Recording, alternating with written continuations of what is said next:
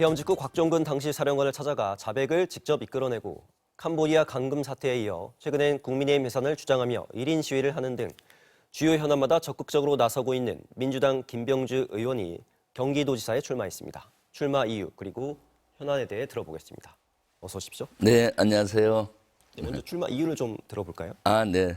이번 6.3 지방선거는 이재명 정부의 성공을 증명하는 선거입니다. 너무 중요한 선거죠. 그리고 경기도는 대한민국의 심장이고요. 이재명 정부가 성공하기 위해서는 경기도가 정책에서 뒷받침을 해줘야 됩니다. 그러려면은 이재명 대통령의 국정 철학을 가장 잘 아는 든든한 동지, 정치 공동체인 저와 같은 사람이 도지사가 되어서 경기도를 이재명 정부, 중앙정부와 같이 가면서 완성해야 된다고 생각을 합니다. 그래서 출마하게 됐고요.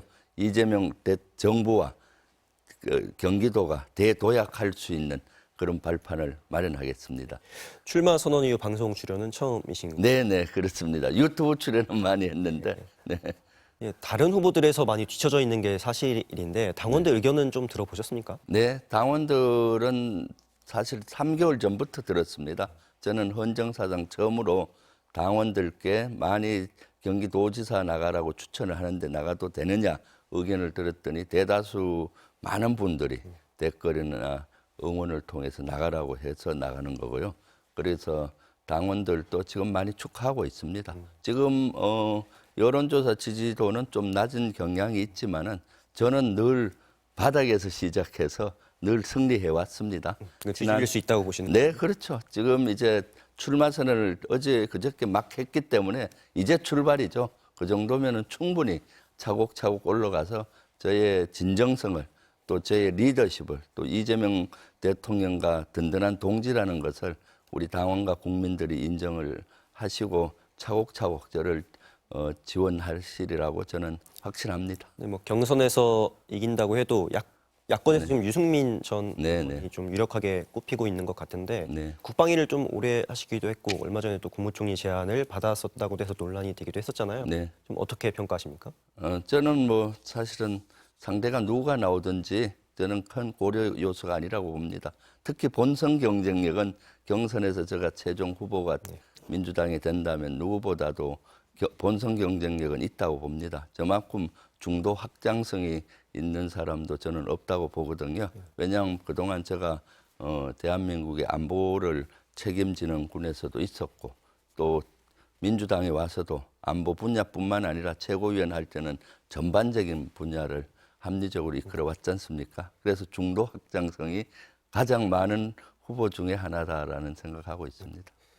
그런데 사성 장군 출신이기도 하고 군 관련 색깔이 좀 너무 강하시기도 해요. 그래서 군 출신이신데 행정 경험 없이 경기도지사를 할 수 있겠냐 이런 우려도 나오고 있는데 어떻게 생각하십니까? 저는 어디 있든지 늘 최고가 됐습니다. 군에 있을 때는 비주류인 포병이었는데도 불구하고 포병은 포스타가 잘 되게 어렵습니다. 10여 년 만에 성과를 내서 포스타가 되고 또 한미군을 지휘하는 직책도 있었고요.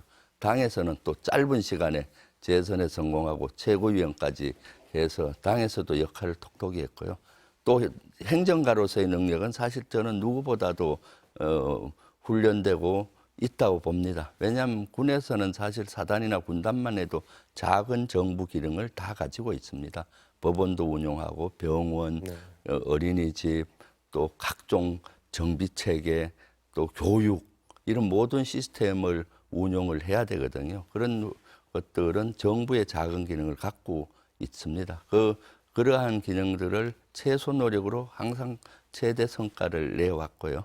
그래서 경기도에서 운영하는 행정가로서 능력, 또 단순히 행정만이 아니라 정치력도 있어야 합니다. 바로 이재명 대통령과 전화도 하고 이재명 정부와 바로 소통할 수 있는 그런 사람이 경기도지사가 돼야 경기도가 추진력 있게 세계적으로 AI 표준 도시를 만들고 또 대도약을 이끌 수 있다라고 보고 있습니다.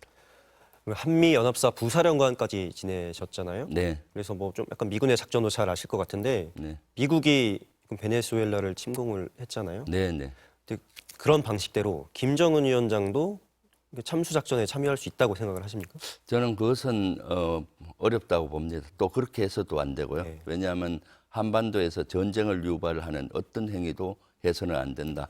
만약 베네수엘라 같은 그런 작전을 미국이 시도한다면 바로 전쟁으로 이어질 수가 있죠. 그리고 북한은 베네수엘라하고는 다릅니다. 다르다. 군사력에서 엄청 차이가 나고요. 이미 핵을 가지고 있는 것이 기정사실이지 않습니까? 그리고 어느 나라보다도 평양이나 이런 데는 방공망이 촘촘히 돼 있고 대공 무기가 아주 많이 발전돼 있기 때문에 북한은 그렇게 쉽게 작전할 수 있는 지역이 아닙니다. 그리고 또 북한 뒤에는 중국과 러시아와 같은 강대국이 있고요. 그래서 이것은 베네수엘라와 같은 그러한 작전으로 가서는 안 되는 거고, 그래서 우리 대한민국의 이재명 대통령의 페이스메이커의 역할이 중요하다고 봅니다. 트럼프 대통령을 피스메이커로 설득을 시켜서 빨리 평화의 물꼬를 터야 되죠. 지금 중국 가서 한반도의 평화를 위해서 시진핑 주석과 공감대를 많이 형성했지 않습니까? 그런 역할이 어느 때보다도 지금은 필요하다라고 보고 있습니다. 예, 하지만 그래서는 안 된다는 그런 당위성과 네. 현실적인 건 좀 다른데 작게 5015가 유출이 돼서 논란이 된 적 있잖아요. 네네. 김정은 참수작전도 그 안에 들어가 있는 걸로 알려져 있는데 네. 현실 가능성은 준비되어 있는 거 아닙니까? 그런 것들은 비밀이기 때문에 말씀드리긴 어려운데, 그런 것들은 최악의 상황에 대응해서 늘 작전 계획이 있는 것이고요. 그래서 지금은 그런 것보다는 군에서는 최악의 상황에 작전 계획이 있지만은 현재 이재명 정부는 진짜 어렵지만은 북한과의 평화의 물꼬를 터서 평화 체계로 만들어야 된다. 한반도에서는 전쟁은 공멸을 의미합니다. 그렇기 때문에 평화를 만드는 노력에 최선을 다해야 되고, 미국도 사실 트럼프 대통령은 북한에 대한 접근은 베네수엘라와의 접근과 천지 차이라고 봅니다. 지금 어떻게든 평화의 대화를 하려고 노력하고 있지 않습니까? 올 봄에 좀 그런 평화의 물꼬가 터졌으면 좋겠습니다. 그 역할을 이재명 대통령과 이재명 정부가 열심히 하고 있고, 또 민주당과 제가 또 선봉에 서서 그 역할을 하겠습니다. 1인 시위를 하고 계시잖아요. 네네. 국민의힘 해산도 계속 주장을 하고 계시는데 해산만 되면 좀 내란 척결 가능하다고 보시는 겁니까?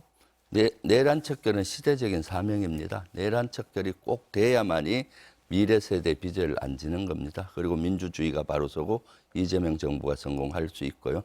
그리고 국민의힘은 이미 위헌 논란이 지금 2개나 있습니다. 12.3 내란에 개입됐던 논란과 그다음 통일교와 같은 정치와 종교를 분리하게 돼 있는데 일치를 지향하는 통일교의 영향 또는 신천지의 영향을 받은 여러 가지는 위헌 요소이거든요. 그렇기 때문에 저는 지금도 내란 세력과 한 몸처럼 움직이는 국민의힘은 실제 위헌 정당으로 해산 가기 전에 석고대죄하고 해산해야 된다고 봅니다. 그래서 1인 시위를 하고 있습니다.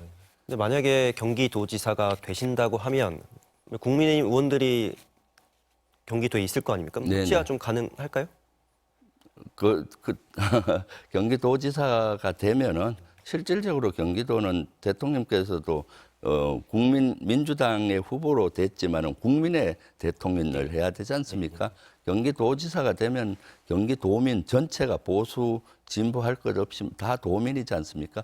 도민의 목소리를 듣고 도민의 뜻에 따른 저는 도민 주권 행정을 하려고 합니다. 이재명 대통령께서 보수 진보 가리지 않고 모든 국민을 아우르는 국민 주권 대통령을 하듯이 그것이 중요하다고 봅니다.